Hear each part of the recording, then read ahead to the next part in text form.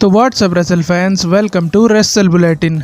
तो गाइस, इस वीडियो में हम लोग बात करेंगे आज की लेटेस्ट रेसलिंग अपडेट्स के बारे में। तो बिना देरी के बढ़ते हैं अपनी पहली अपडेट की तरफ। सबसे पहली अपडेट जुड़ी है शॉर्टजी से।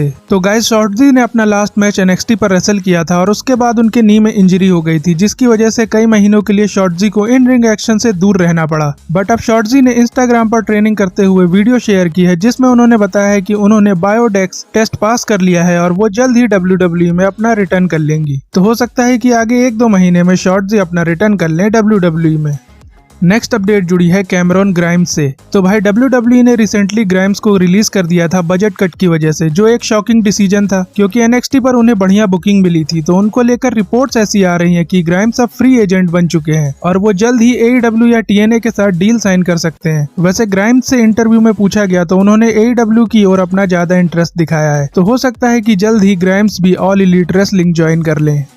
अगली अपडेट जुड़ी है टोंगा लोआ से। तो गाइस, लास्ट स्मैकडाउन के शो पर हम लोगों ने देखा था कि केविन ओवेंस ने टोंगा लोआ को बुरी तरह से बजाया था, जिसको टोंगा लोआ ने काफी बढ़िया सेल किया था। और अब टोंगा लोआ इस अटैक को सेल करने के लिए नेक्स्ट लेवल पर जा चुके हैं। ऐसा इसलिए क्योंकि WWE के जापान टूर पर केविन ओवेंस, LA नाइट और सोलो सिकोवा एंड टोंगा लोआ के बीच टैग टीम मैच हुआ था, जिसमें जीत ब्लड लाइन की हुई थी। बट इस मैच में टोंगा लोआ केविन ओवेंस के अटैक को सेल करने के लिए आई पैच पहन कर आए थे, जिसकी पिक्चर एक फैन ने शेयर की ट्विटर पर, जो काफी फनी भी लग रही है देखने पर और फैंस का काफी बढ़िया रिएक्शन भी मिल रहा है। तो हो सकता है कि टोंगा लोआ इस नए लुक को नेक्स्ट वीक स्मैकडाउन पर भी कंटिन्यू करे।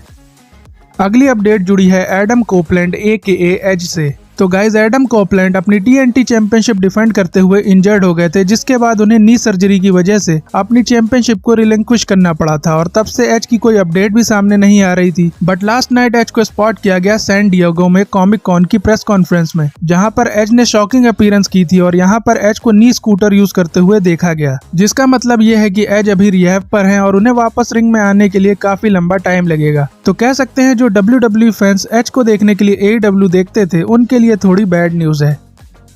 अगली अपडेट जुड़ी है लैशली और MVP से। तो भाई, बहुत दिन से ऐसे रूमर्स चल रहे हैं कि MVP और लैशली को WWE ने फायर कर दिया है। तो इसको लेकर प्रेस कॉन्फ्रेंस में ट्रिपल एच से क्वेश्चन किया गया, तो ट्रिपल एच ने आंसर दिया, जिसमें ट्रिपल एच ने पहले तो ये कहा कि MVP और लैशली अभी भी WWE के इंटरनल रोस्टर का हिस्सा है और WWE का फोकस न्यू टैलेंट्स को साइन करने में है और कॉन्ट्रैक्ट का एक्सपायर होना, ये सब एक प्रोसेस का हिस्सा है और ये प्रोसेस रेसलिंग में हमेशा ऑन गोइंग रहता है। तो कह सकते हैं कि ये थोड़ा इनडायरेक्ट आंसर था ट्रिपल एच का इस सिचुएशन पर और शायद ट्रिपल एच मीडिया में इसको लेकर बात नहीं करना चाहते हैं, क्योंकि हो सकता है कि ट्रिपल एच लैशली को WWE में रोकने के लिए ट्राई कर रहे हो, जैसे इन्होंने नटालिया को रोका था लास्ट टाइम पर न्यू कॉन्ट्रैक्ट ऑफर करके। तो अब आगे कुछ हफ्तों में पता चल ही जाएगा कि क्या लैशली और MVP WWE में रुकते हैं या फिर इन दोनों ने अपना मन बना लिया है AEW में जाने का।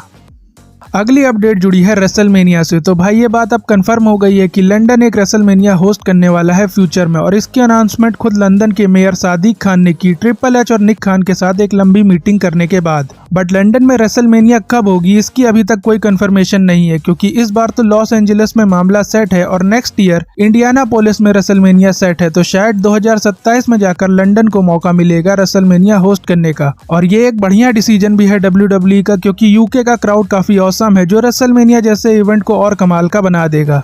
और इस अनाउंसमेंट के बाद जॉन सीना ने भी इस पर रिएक्ट किया, जिसमें उन्होंने बोला कि UK डिजर्व करता है रेसलमेनिया जैसा इवेंट। और अगर आपको याद हो तो 2023 के money in the bank event में जॉन सीना ने ही UK के क्राउड को प्रॉमिस किया था कि फ्यूचर में यहाँ रेसलमेनिया होगी और अब ये कंफर्म भी हो चुका है। बट अनफॉर्चुनेटली जॉन सीना इस रेसलमेनिया में रेसल नहीं कर पाएंगे, क्योंकि वो तो रिटायर हो रहे हैं। बट हो सकता है कि WWE सीना को होस्ट बना दे रेसलमेनिया UK का, जो कि एक बढ़िया डिसीजन होगा WWE का। अगली अपडेट जुड़ी है रोंडा राउसी से। तो गाइज, मैंने पहले वीडियो में बताया था कि रोंडा राउसी UFC में तो दोबारा जाना चाहती है, बट उन्हें WWE में रिटर्न करने की कोई इच्छा नहीं है। और अब रोंडा राउसी ने रीजन बताया है कि वो क्यों WWE में नहीं आना चाहती हैं, जिसमें राउसी ने विंस मैकमैन, जॉन लॉरेनाइटेस और ब्रूस प्रिचार्ड को काफी बुरा भला बोला और उन्होंने ये भी ब्लेम किया है कि इन लोगों की वजह से ही WWE में उनका फर्स्ट रन खराब हो गया और ये लोग WWE के वुमेन्स डिवीजन को कभी आगे भी बढ़ने नहीं देंगे। हालांकि वो ये भी जानती हैं कि अब विंस और जॉन दोनों WWE में नहीं है, बस ब्रूस प्रिचार्ड ही कंपनी में बचे हुए हैं और अब WWE में सब कुछ बदल चुका है और वुमेन्स डिवीजन काफी बढ़िया कर रहा है। बट फिर भी राउसी का अभी कोई इंटरेस्ट नहीं है WWE में रिटर्न करने का। और रोंडा राउसी के ऐसे आंसर के बाद तो साफ है कि रोंडा राउसी आगे कुछ सालों में WWE में अपना रिटर्न नहीं करने वाली है। नेक्स्ट अपडेट जुड़ी है John Moxley AKA dean Ambrose से।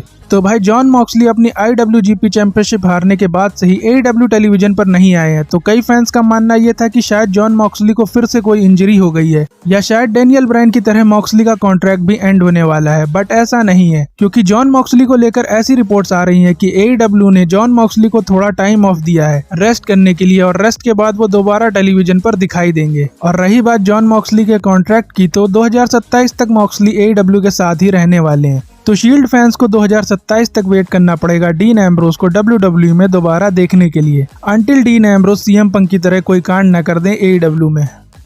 अब बढ़ते हैं अपनी फाइनल अपडेट की तरफ जो कि रिलेटेड है ब्रॉक लेसनर से। तो गाइस ब्रॉक लेसनर के WWE में रिटर्न को लेकर ट्रिपल एच से प्रेस कॉन्फ्रेंस में क्वेश्चन किया गया, तो ट्रिपल एच ने इस पर थोड़ा शॉकिंग आंसर दिया जो ब्रॉक लेसनर फैंस के लिए अच्छी बात भी है। ऐसा इसलिए क्योंकि ट्रिपल एच के अकॉर्डिंग ब्रॉक लेसनर का रिटर्न सिर्फ एक बंदे के डिसीजन पर डिपेंड करता है और वो है खुद ब्रॉक लेसनर। ट्रिपल एच ने कहा कि अगर ब्रॉक लेसनर WWE में वापस आना चाहते हैं तो ट्रिपल एच ओपन है कन्वर्सेशन के लिए। और ट्रिपल एच ने यह भी कहा कि ब्रॉक लेसनर अभी अपनी फैमिली और किड्स के साथ टाइम स्पेंड कर रहे होंगे कनाडा में, जो कि एक अच्छी बात है और जब वो रेडी हो काम करने के लिए तो हम भी कन्वर्सेशन के लिए रेडी रहेंगे। तो कह सकते हैं कि ट्रिपल एच तो पॉजिटिव है ब्रॉक लेसनर के रिटर्न को लेकर, बट सभी चीजें ट्रिपल एच के हाथ में नहीं है क्योंकि मैंने पहले ही बोला था कि ये केस इतना सीरियस है कि TKO बोर्ड के मेंबर्स के एग्रीमेंट के बिना ब्रॉक लेसनर WWE के साथ दोबारा काम नहीं कर सकते हैं। इसी वजह से हो सकता है कि केस खत्म होने तक ब्रॉक लेसनर WWE में ना देखने को मिले और फ्यूचर में रॉक और ट्रिपल एच ब्रॉक लेसनर की सिचुएशन को लेकर अगर TKO बोर्ड के मेंबर्स को एग्री करवा लेते हैं ब्रॉक लेसनर के रिटर्न के लिए, तभी एक पॉसिबिलिटी बन सकती है कि ब्रॉक लेसनर केस खत्म होने से पहले ही WWE में आ जाएं। खैर देखना होगा कि ब्रॉक लेसनर की सिचुएशन में आगे हम लोगों को और क्या रिपोर्ट सुनने को मिलती है।